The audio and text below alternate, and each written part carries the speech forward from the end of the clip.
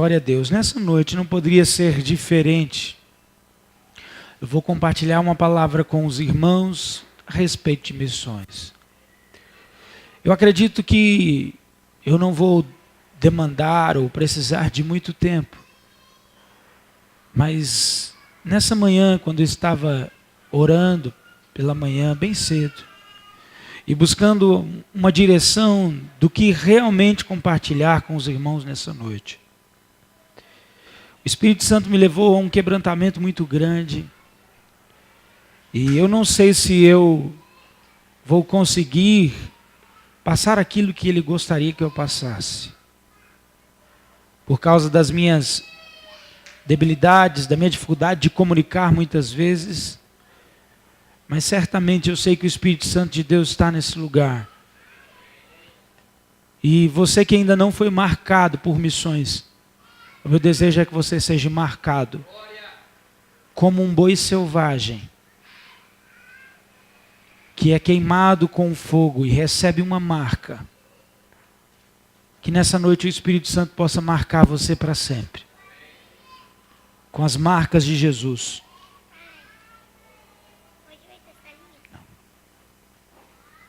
Com as marcas de Jesus, com as credenciais de Jesus Cristo. Por isso eu gostaria que você, por um minuto, fechasse os seus olhos. Curve a sua cabeça em reverência ao Senhor. Hoje as crianças estarão conosco nessa grande festa, onde uma palavra será liberada não somente para você, mas para sua casa, para os seus filhos. Senhor, nessa noite nós curvamos as nossas cabeças ante a Tua presença. Espírito Santo, sabemos que o que arde no coração do Pai é o clamor por almas. O que arde no coração do Pai é um amor profundo por vidas. Porque não existe algo que possa valer mais nesse mundo do que uma vida. Tu mesmo dissestes, ó Deus, que uma vida vale mais do que um mundo inteiro. E por isso nessa noite pedimos que a revelação da Tua palavra, o conhecimento que gera ação, possa entrar no nosso espírito, nesse depósito, e essa palavra possa ficar guardada dentro de nós, nos marcando para sempre. Assim como Moisés disse no Salmo 90, nos ensina a contar os nossos dias, a fim de que alcancemos um coração sábio. Se revela a nós nessa noite, ó Deus, através da Tua santa palavra, gerando temor, amor, fervor em nossos corações. Em nome de Jesus. Amém. A palavra de Deus que eu gostaria de ministrar com os irmãos nessa noite, ela tem por tema, é claro que óbvio por causa da noite, nós amamos missões. Você pode dizer isso comigo? Nós amamos missões. Eu não sei se isso é voluntário no seu coração, mas se é voluntário, se não é porque eu estou dizendo para você repetir, eu vou contar até 3, gostaria que você repetisse mais uma vez. 1, 2, 3. Nós amamos missões. O que é missões? Missões, irmãos, é diferente de expansão ministerial. Quando abrimos uma igreja, quando abrimos uma congregação onde já existe outra congregação, nós estamos expandindo o nosso ministério. E hoje a maioria das igrejas no Brasil estão expandindo seus ministérios, abrindo igreja onde já tem igrejas, abrindo igrejas que estão literalmente parede com parede, cultos que há uma competição na hora do louvor. O culto começa, o da outra começa, e há quase que uma competição. Isso acontece dentro dos perímetros da nossa própria cidade. Mas na verdade, irmãos, muitos pastores no Brasil e fora do Brasil não têm a visão de missões.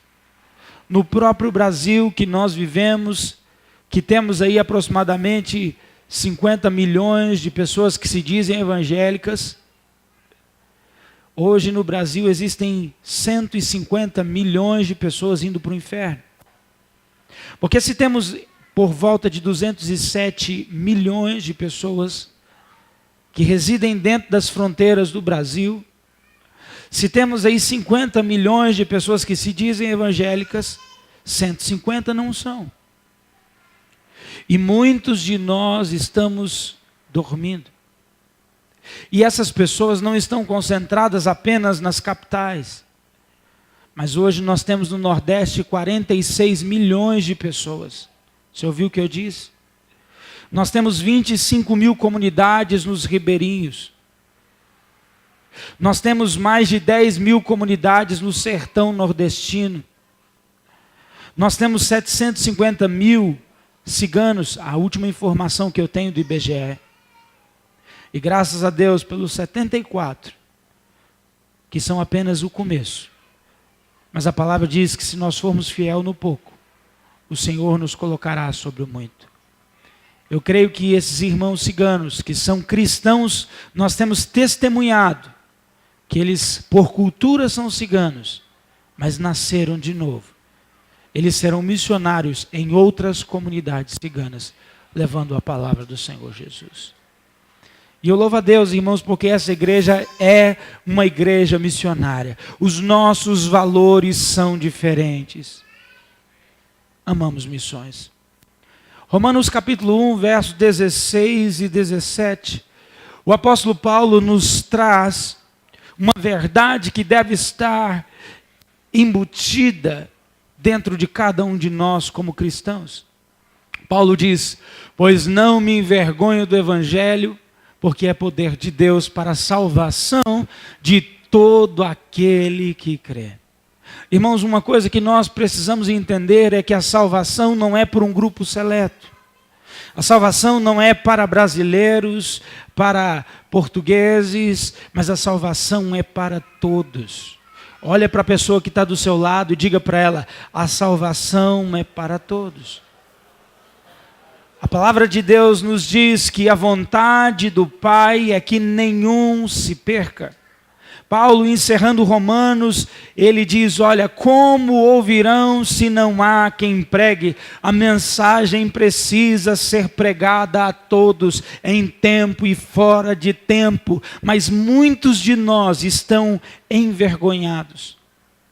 Muitos de nós não têm anunciado e nem pregado a palavra de Deus. Eu quero profetizar sobre a tua vida nessa noite, em nome de Jesus, uma ousadia que vem do Espírito Santo. E se você tinha vergonha de pregar o Evangelho, essa vergonha vai embora em nome de Jesus. E se você estava, acomodado, eu profetizo sobre a tua vida que toda acomodação vai embora. E que você, em nome de Jesus, irá investir em missões, irá investir em um missionário, irá orar por um missionário, irá pregar a palavra de Deus além das fronteiras do Brasil, além das barreiras transculturais estabelecidas pelas culturas. Se você recebe, diga amém. E é isso que Paulo está falando. A salvação é para todo aquele que nele crê, primeiro o judeu e também o grego, visto que a justiça de Deus se revela no Evangelho. A justiça de Deus se revela no Evangelho, de fé em fé e de glória em glória, como está escrito: o justo viverá pela fé. Essa mensagem, irmãos, tem que ser pregada no mundo inteiro. Por quê? Porque a salvação, ela só vem por intermédio de Cristo Jesus. Porque é pela fé em Cristo Jesus que nós somos justificados. E uma vez pela fé justificados, vivemos na fé não nossa, mas na fé daquele que morreu por nós e deu a vida por nós. Hoje no mundo, o catolicismo ensina que você tem que ter a fé no Benedito, que você tem que ter a fé no Joaquim, no Sebastião, na Maria. E se não bastasse esse tanto de santo, se você for estudar a religião católica, você vai ver que até uma mulher Verônica recebe agora uma posição de santa. Olha para o seu irmão e pergunta para ele: quem é Verônica? Jesus se torna, irmãos, um coadjuvante dentro do catolicismo, mas é pelo verdadeiro evangelho, a fé em Cristo Jesus, a fé que nos justifica, a fé que nos traz a salvação, e somente por esse evangelho que o homem alcança a salvação. A Verônica é aquela mulher que dizem que enxugou o rosto de Jesus quando ele tropeçou antes de passar a cruz para o Simão. Dizem, inventam que uma mulher pegou um pano e enxuga o rosto de Jesus, e agora ela é a Santa Verônica.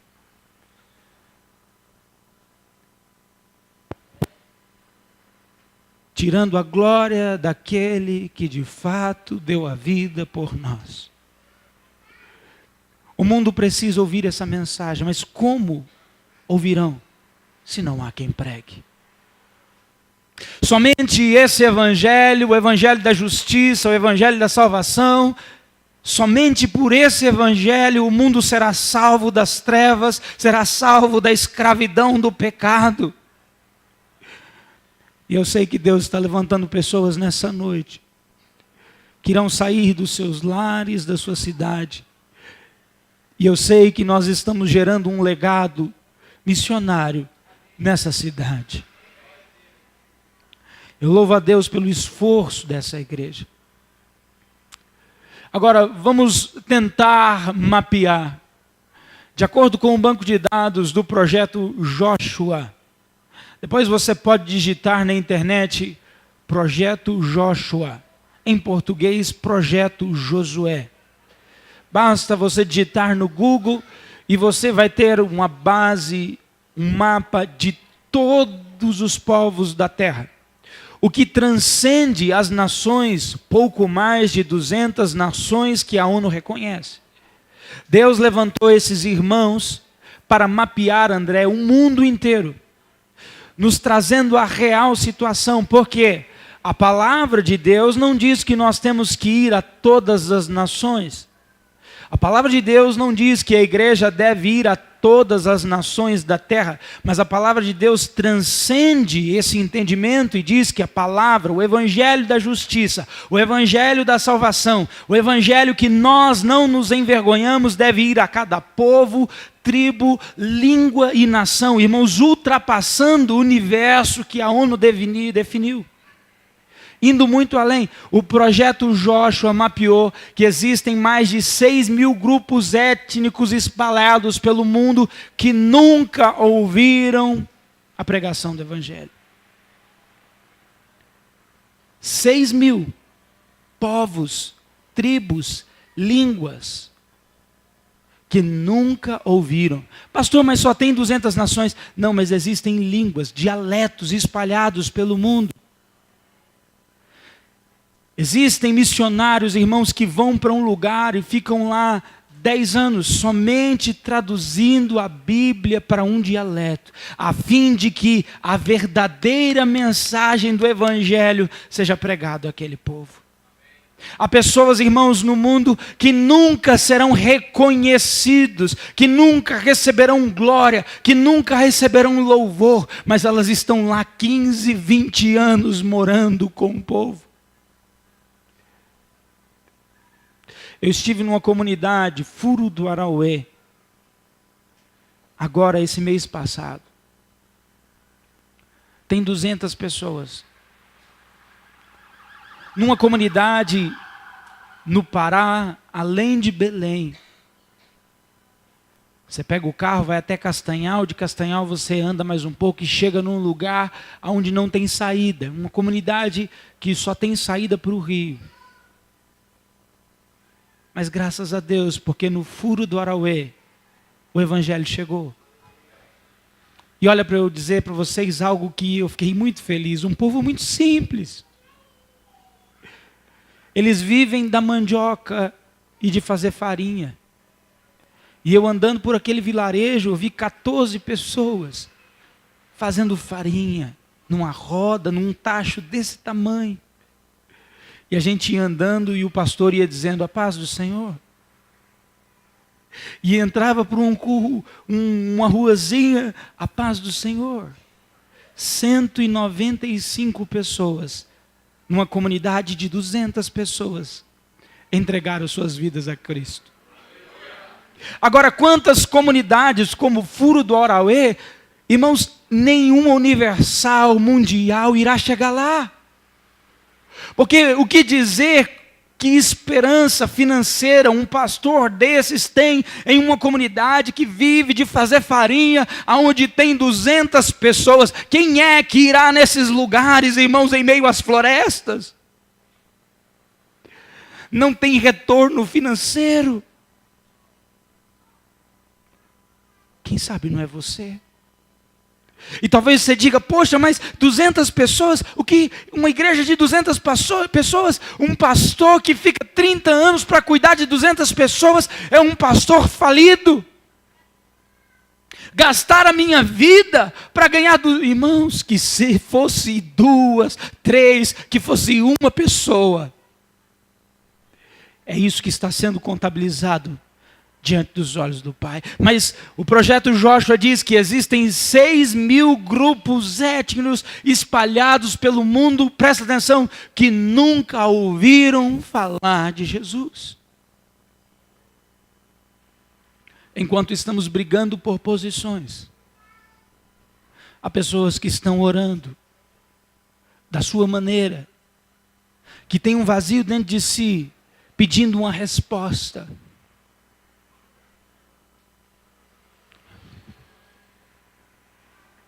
As maiores religiões do mundo, os católicos hoje, eles têm cerca de 1 bilhão e 25 milhões de pessoas no mundo. Esse é um cálculo aproximado de católicos do mundo.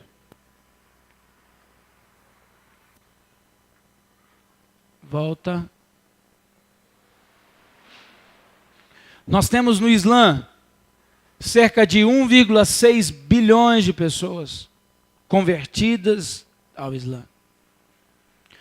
Levando em consideração que o Islã é pelo menos 600 anos mais novo do que o catolicismo, o Islã, a nível de catolicismo, está na frente do catolicismo. O hinduísmo, que é uma das religiões mais antigas do mundo, o hinduísmo nasceu na Torre de Babel.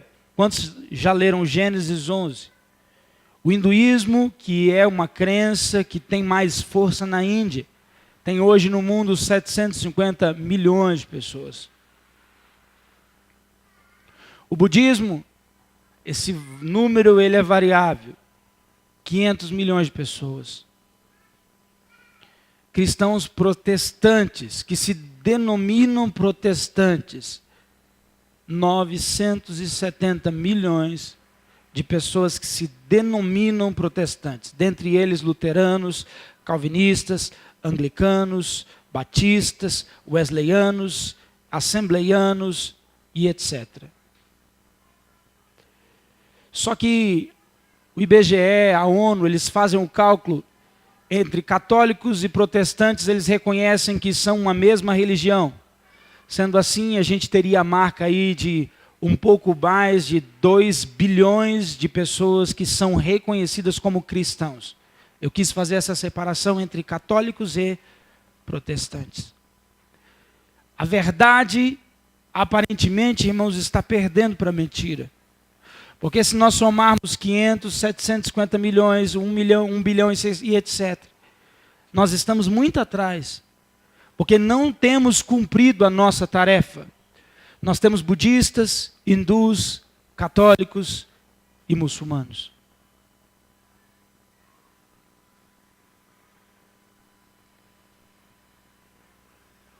Passa para mim, Evandro, por favor, eu não sei o que está acontecendo. Qual o problema? Mateus capítulo 16, versos 24 e 25. Vamos ler juntos a palavra de Deus? 1, 2, 3 e... Então disse Jesus aos seus discípulos: se alguém quer vir após mim, Tome a sua cruz e siga-me. Quem quiser salvar a sua vida, perdê-la. E quem perder a vida, por minha causa, achará.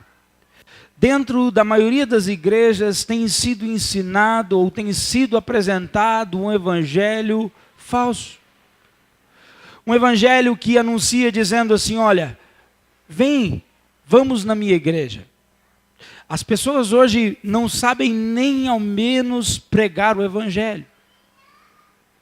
Então, o que tem sido anunciado é um convite a eventos e cultos, aonde quando a pessoa é abordada, ela recebe uma mensagem dizendo, olha, vem para Jesus e a sua vida não vai ser mais a mesma. Vem para Jesus e todos os seus problemas irão acabar. Olha para mim, irmãos, essa mensagem é uma mensagem mentirosa. O evangelho da salvação, ele diz o seguinte, que não nos foi dado somente o crer, mas o também padecer por Cristo Jesus. E Jesus diz que o verdadeiro discípulo é aquele que nega a si mesmo e toma a sua cruz. E nós estamos nessa terra por duas razões. Primeiro, conhecer a Cristo. Segundo, fazer o nome dele conhecido em todas as nações da terra. Então, se o evangelho que chegou a você não te leva a querer conhecer mais o Senhor, cuidado. A palavra do pastor Daniel foi muito sábia. Há uma placa de cuidado, de alerta para você nessa noite. Não significa que você já pecou, não significa que você está errado, mas eu quero que você avalie o seu coração. Se você está vivendo uma vida que o alvo número 1 não é o Senhor, você está fora do propósito de Deus para a sua vida.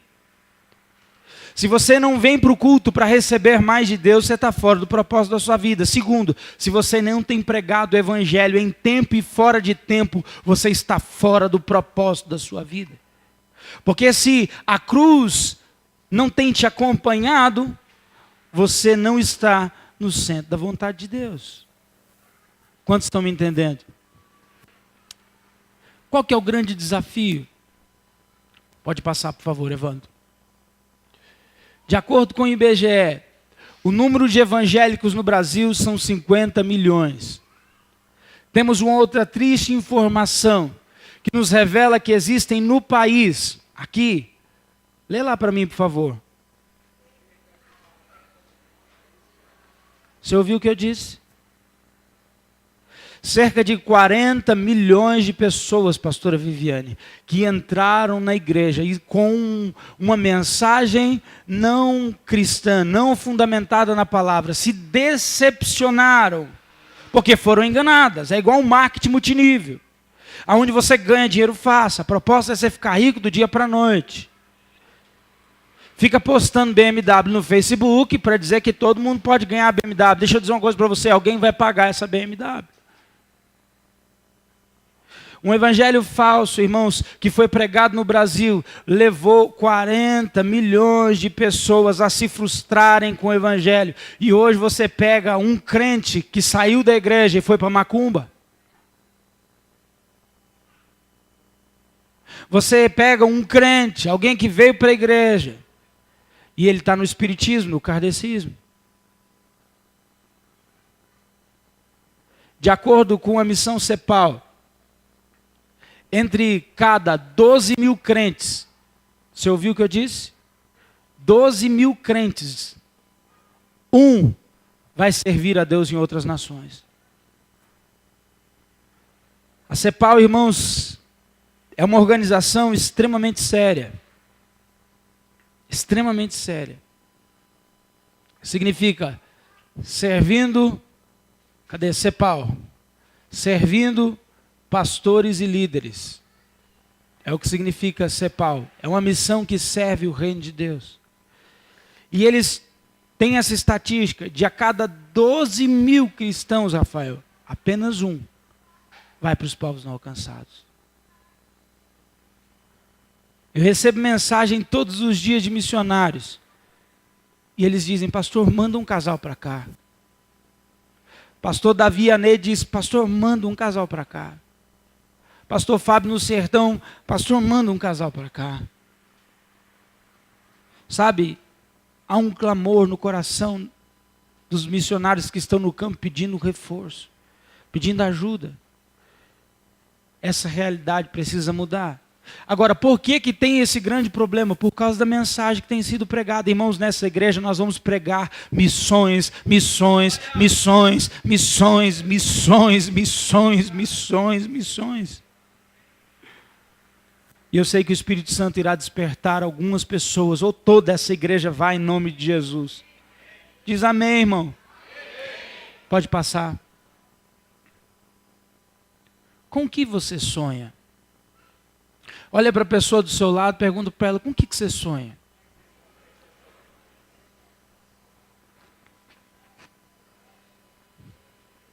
O que você idealiza? Os muçulmanos sonham com um paraíso. Olha que ironia, irmãos. Os muçulmanos que servem uma mentira, eles sonham com um paraíso. Pode passar, Evandro. Para o evangélico de nossos dias, o martírio, que é o sonho do muçulmano, porque eles acreditam que se você morrer pela causa, você entra direto no paraíso. A mensagem que não é a verdade pregada pelos muçulmanos, irmãos, leva eles a entenderem que a morte é a promoção para a vida eterna. Mas o evangelho por nós anunciado diz que você tem que prosperar por todo lado. Então hoje nós temos uma geração frustrada com a igreja por causa de uma mensagem que foi pregada errada. Para o evangélico dos nossos dias, padecer é maldição. Estar doente é sinônimo de pecado. Não ter 2 carros na garagem, como eu ouvi aqui em Brasília, é estar em pecado. Olha para o seu irmão e pergunta para ele, quantos carros você tem na garagem?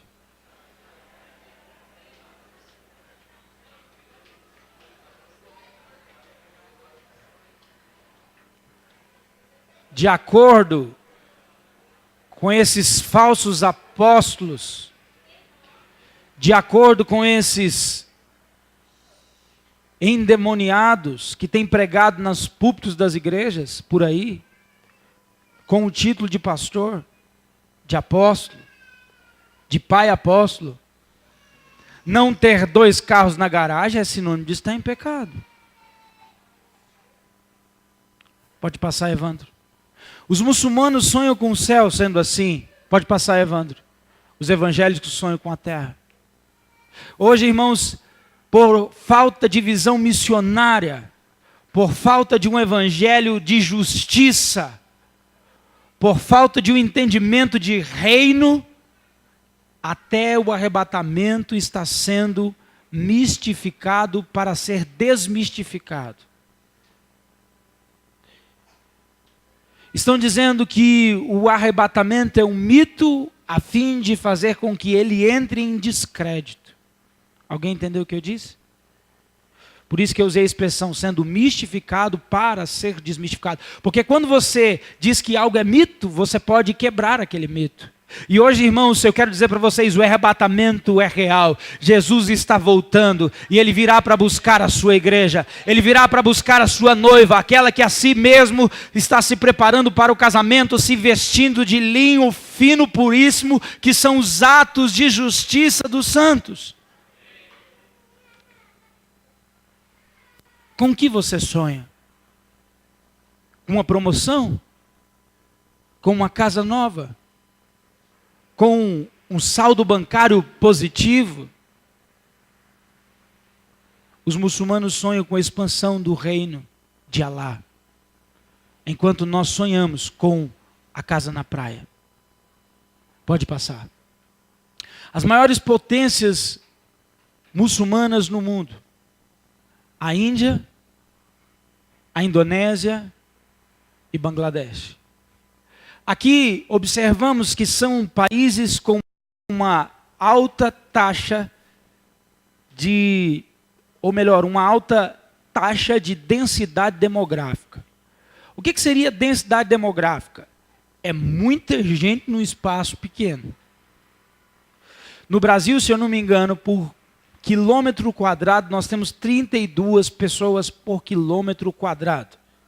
A cada quilômetro quadrado, nós temos 32 pessoas. Quilômetro quadrado, não metro quadrado. Em Bangladesh, para você ter uma ideia, nós temos 936 pessoas por quilômetro quadrado. Se você acha que o Brasil tem muita gente, você acha que São Paulo tem muita gente, você acha que Nova York tem muita gente, é porque você não viu o Bangladesh. E esse povo, essas populações imensas, com centenas e milhares de pessoas, escravas da pobreza, da miséria, eles se entregam a uma verdade que os leva a crer que existe algo após a vida. E por essa razão, talvez pela miséria, pela pobreza, por não ter acesso ao Evangelho, eles têm se entregado ao Islã, sendo o Islã uma grande mentira. Pode passar. Mas existem dois tipos de muçulmanos hoje no mundo. Irmãos, e hoje no Brasil tem se feito um terrorismo nas redes sociais contra os imigrantes que têm chegado no Brasil. Essa é a maior burrice que eu já vi. Se existem algumas tolices praticadas pela igreja no Brasil, o terrorismo aos muçulmanos imigrantes no Brasil é a pior delas. Se você compartilhou um vídeo preconceituoso contra os muçulmanos no Brasil, eu quero te repreender, eu quero que você fique com vergonha, que você bote a cabeça no travesseiro e antes de dormir peça perdão a Deus. Porque se eu for pregar na Índia, pode ser que eu vou ser morto. Se eu for pregar na Indonésia, é provável que eu vou ser morto. Se eu for pregar em Bangladesh, é provável que eu vou ser morto. Se eu pregar no Afeganistão, Arábia Saudita, Cazaquistão, é certo que eu serei morto. Mas agora, o Brasil não foi. E Deus, por alguma razão, está abrindo as fronteiras do Brasil para a igreja pregar o verdadeiro evangelho para essas pessoas que estão vindo. Para que essas pessoas se convertam e para que elas voltem para suas nações convertidas, não tendo problema com cultura, não tendo problema com língua. Mas a igreja hoje, irmãos, por não viver o evangelho, está com medo dos muçulmanos que estão chegando. O Islã é o poder das trevas. Mas o Evangelho é poder de Deus para a salvação de todo aquele que crê em Cristo Jesus. Mas estamos acovardados, irmãos. Por quê? Porque estamos protegendo a nossa vida. Esses dois tipos de muçulmano, eles têm agido com unidade. Enquanto a igreja está dividida, mesmo eles estando divididos, por detrás, eles estão unidos em um propósito. Eles são dois povos, sunitas e xiitas. Quem são os xiitas? Um grupo ainda hoje minoritário e que se caracteriza por serem tradicionalistas, conservando as antigas interpretações do Alcorão e da lei islâmica, a Sharia. A Sharia é a lei islâmica. Eu coloquei entre parênteses para você entender que esse grupo menor, os xiitas, são os tradicionalistas, sendo assim, são os radicais. Eles são descendentes do Maomé. São os parentes mais próximos do Maomé. Eles não aceitaram a sucessão apostólica após a morte de Maomé. Eles disseram, olha, quem é parente de Maomé deve continuar o ministério de Maomé. Segundo grupo, os sunitas. Eles são o outro grupo que não eram da família, mas que eram devotos ao Islã. Eles estavam próximos de Maomé, mas não faziam parte da família de Maomé. Não tinham o mesmo sangue que Maomé. Quem foi Maomé? Olha para mim. Depois a gente vai ter uma aula só sobre Islã aqui. Pelo menos um seminário de uns 4, 5 dias. Mas presta atenção. Maomé, ele só criou o Islã, presta atenção, porque a Bíblia não tinha sido traduzida para os árabes. O Islã só nasceu porque a igreja não se preocupou em pregar para os árabes. São descendentes de Ismael. São encrenqueiros. Por causa de uma influência judaica, o cristianismo agora olhava para os árabes com preconceito. E Maomé era analfabeto. Não sei se você conhece alguém analfabeto, mas você já viu a criatividade que tem um analfabeto? Ele não sabe ler, mas ele vê o mundo com a lente dele. Ele conta história, ele inventa, ele envolve as pessoas. Só que Maomé, ele procurou a verdade, irmãos, mas não tinha quem pregasse a verdade. Então o que ele fez? Ele foi para um lugar e disse ter visto um anjo, e o anjo ter pregado para ele e dizer que existia um Deus. E Deus não era o Jeová, o Deus era o Alá. E que ele agora era o profeta. Ele inventou essa história como tantas outras que você vai ouvir no seminário. E por uma negligência da igreja de não ir pregar o evangelho, nasce a religião que mais cresce no mundo. O Islã cresce 600% por ano. E os sunitas são esse grupo que não faziam parte da família, mas que criam que a mentira pregada por Maomé era verdade. Olha para você ver a negligência da igreja, o prejuízo que traz. Só que o que acontece? Os sunitas em maior número, adeptos ainda hoje, constituindo cerca de quantos por cento? 90% da população muçulmana. Quantos países nós temos hoje na ONU reconhecida? Quem sabe me dizer? Vamos colocar 210, 200 e alguma coisa. Presta atenção. O Estado Islâmico tem 70 países hoje. Sabe o que significa isso? 1/3 das nações já pertence ao Islã. E desses 70 países, 90% sunitas. Quem são os sunitas? Eles são muçulmanos moderados. É esses que estão implantando as escolas. São eles que estão dizendo que o Islã é paz. São eles que estão assumindo os cargos políticos. E eles, dentro do propósito, são importantes. Sabe por quê? Olha para mim. Eles entenderam que eles precisam patrocinar os xiitas. É um grupo que eles estão investindo muito dinheiro. Pode passar a tela. Qual é o alvo deles? A jihad. O que a jihad prega, irmãos? A jihad, ela prega uma guerra santa. E que nessa guerra santa, Alá virá defendê-los. E eles vão tomar todos os povos à força para Alá, estabelecendo o reino de Alá. Isso é muito parecido, irmãos, porque Jesus volta, só que não é a jihad, é o Armagedon. Então Maomé conseguiu interpretar a verdade, porque ele conhecia Apocalipse, de alguma maneira ele entendeu.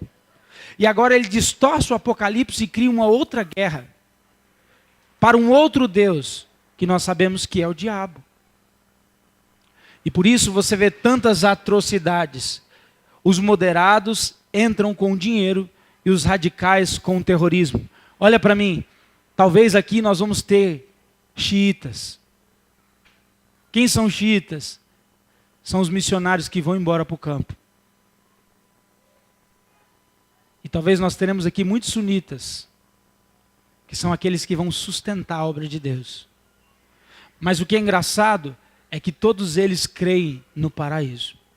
Todos eles estão dispostos pela mentira a sacrificar o seu dinheiro, o seu comodismo, a fim de que o reino seja estabelecido. Só que a palavra de Deus diz que não é na força do nosso braço, que as nossas armas não são carnais, mas que as nossas armas são espirituais. Ei, igreja, você que está dormindo, desperta, ó tu que dormes. Nós estamos nessa terra para estabelecer o reino de Deus. Pode passar, Evandro. O quanto nós acreditamos nesse evangelho? Ali nós temos a bandeira do Kuwait e aqui embaixo a bandeira da Arábia Saudita. Pode passar, Evandro.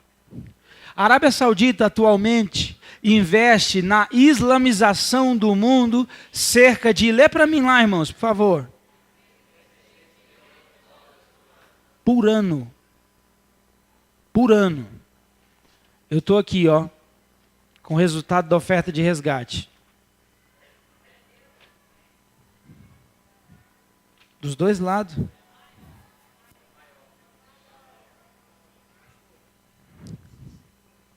(193) reconhecidas pela ONU.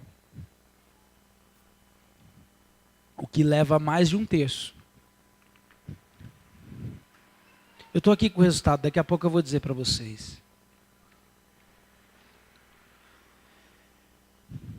86 milhões de dólares por ano a Arábia Saudita investe. Pode passar. O Kuwait, que é um país pequeno, eles se prepararam para investir 25 bilhões nessa mesma tarefa por ano. Olha para você ver, Manuel, o quanto eles parecem que têm mais a visão de missões do que a igreja. Eles vivem pensando na eternidade. Eles vivem pensando... A igreja, irmãos, que não se envolve com missões, ela vai ficar presa na terra. Mas a igreja que é ensinada, doutrinada em missões, que ama missões, ela sonha com o céu. Pode continuar. O que a igreja batista americana, olha para mim, ainda até hoje, os Estados Unidos investem mais em missões do que o mundo inteiro. A denominação que mais investe em missões no mundo é a Igreja Batista Americana, com todos os problemas que os irmãos têm. Eles investem milhões de dólares. Eu conheço uma igreja nos Estados Unidos que fez uma oferta de missões, levantou 86 mil dólares em uma noite. 86 mil dólares vezes 3,25, quanto que dá?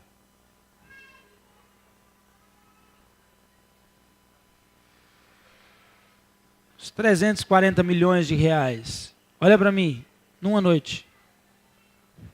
Uma igreja. Agora, olha para você ver, só faz uma comparação. O que a Igreja Batista Americana investe em um ano com missões se refere a apenas 3 dias de investimento da Arábia Saudita no progresso do Islã. Irmãos, você precisa entender que vai custar algo para nós. Só que a nossa esperança não se limita a essa vida e a essa terra. Pode passar. Estamos terminando. Brasil. Na década de 1980, o Brasil passou a ser chamado celeiro de missionários ou celeiro de missões. O que significa isso? Há uma profecia para o Brasil. Irmãos, por alguma razão Deus nos colocou em um lugar privilegiado e de honra. Agora, se Deus não poupou a Israel por sua negligência em crer na salvação e em anunciar a salvação, trazendo juízo para eles, o que será de nós que temos tão grande privilégio e temos negligenciado a chamada de missões?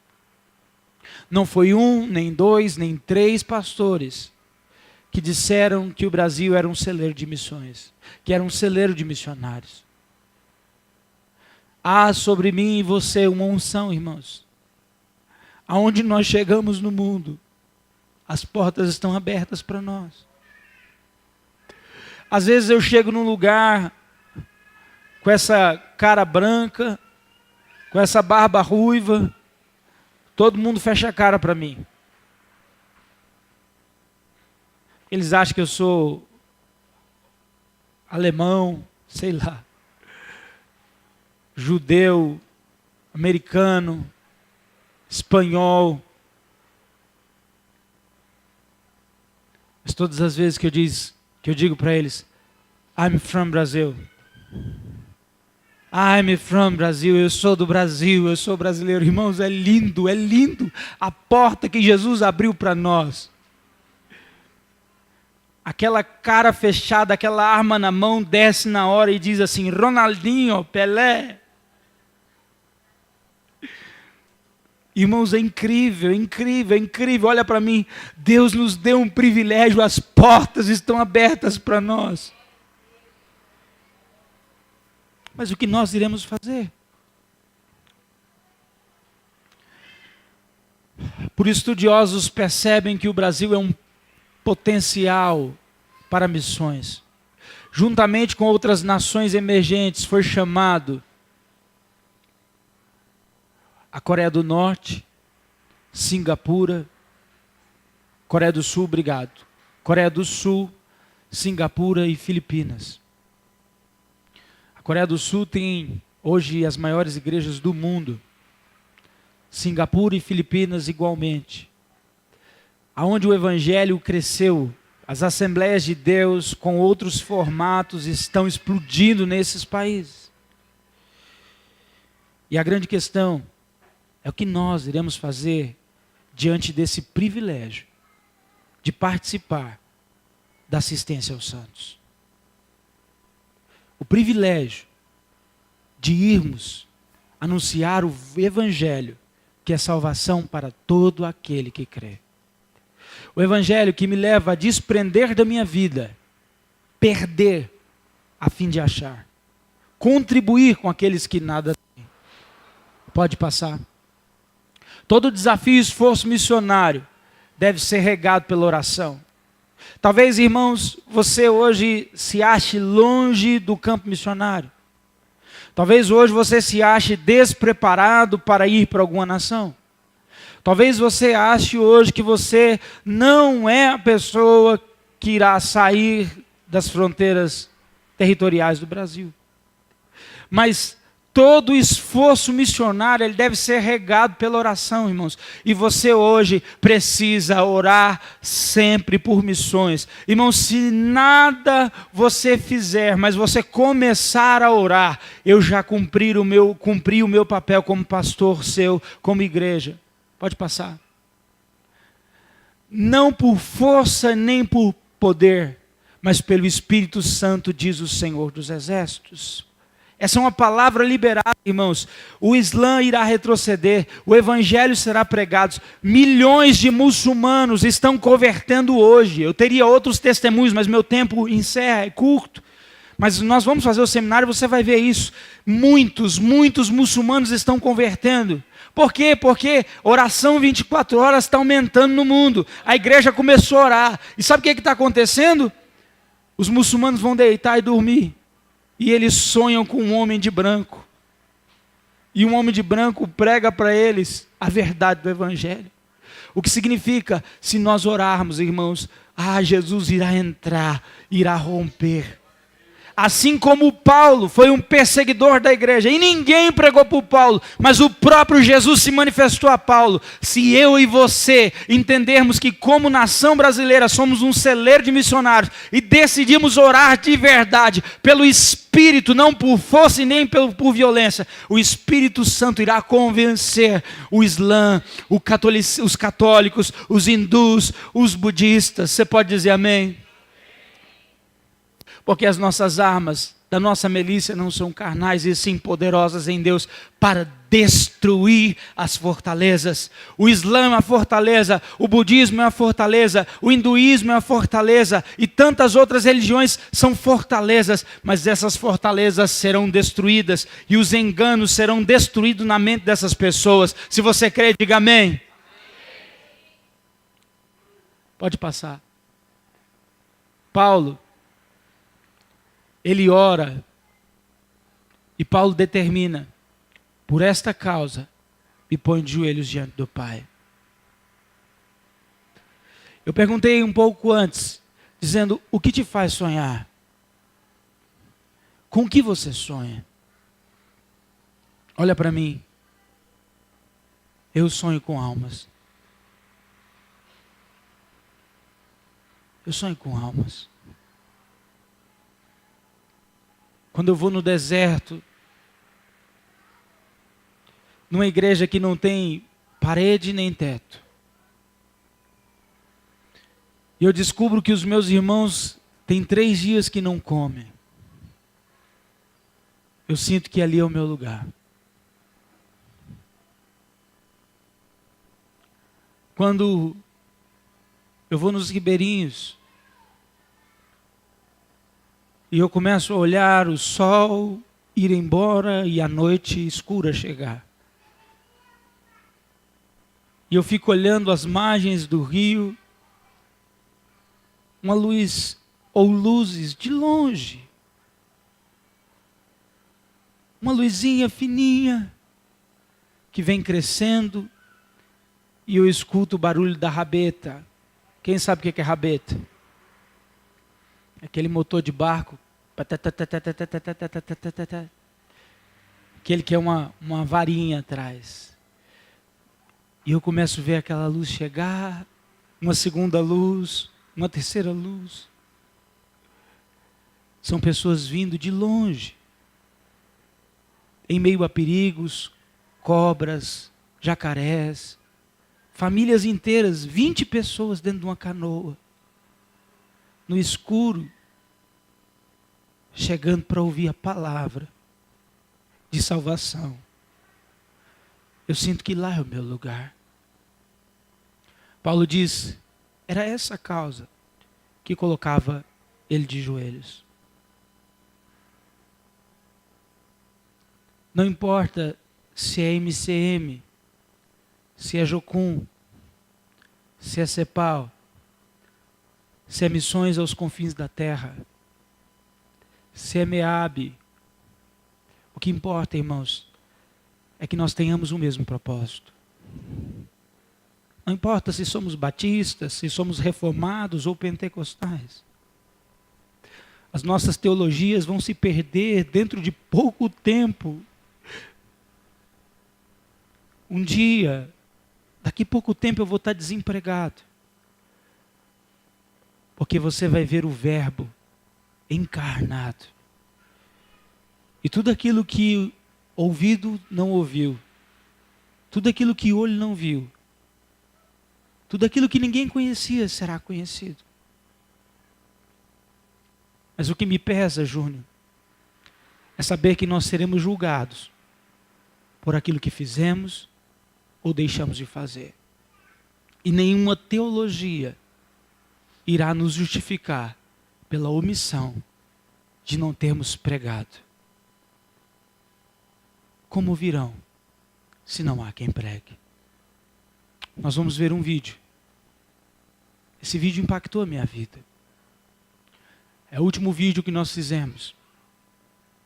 Eles são flashes rápidos que mostram o trabalho que nós estamos contribuindo.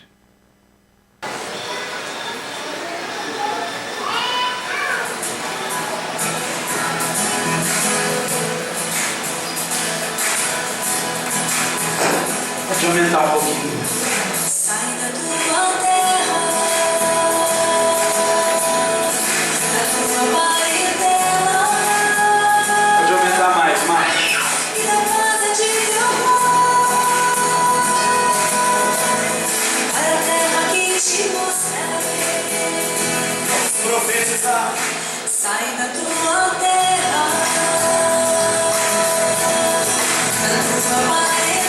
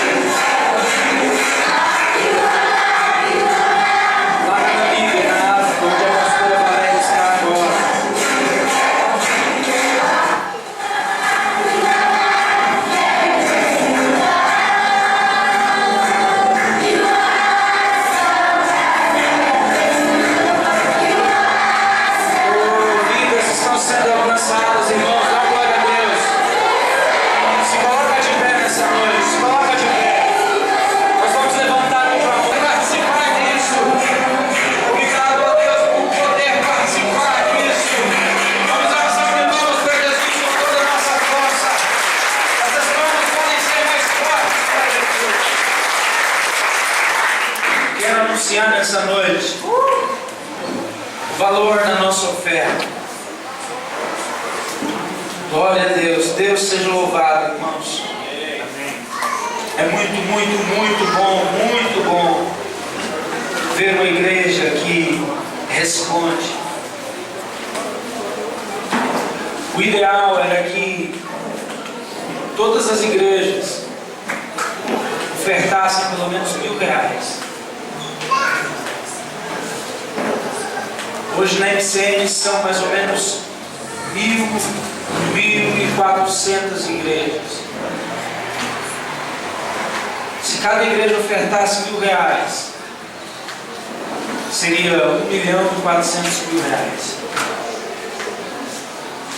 No ano passado, as igrejas ofertaram em média R$20. Você ouviu o que eu disse? A média das igrejas do Brasil que apoiam o MCM ofertaram menos do que uma pessoa pode ofertar.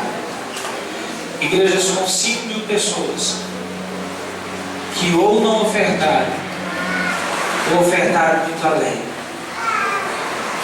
Mas essa igreja, irmãos, ela sempre vai além. Nosso alvo era levantar R$1.000. Nós levantamos R$14.559,91. Você pode dar uma salva de palmas para Deus?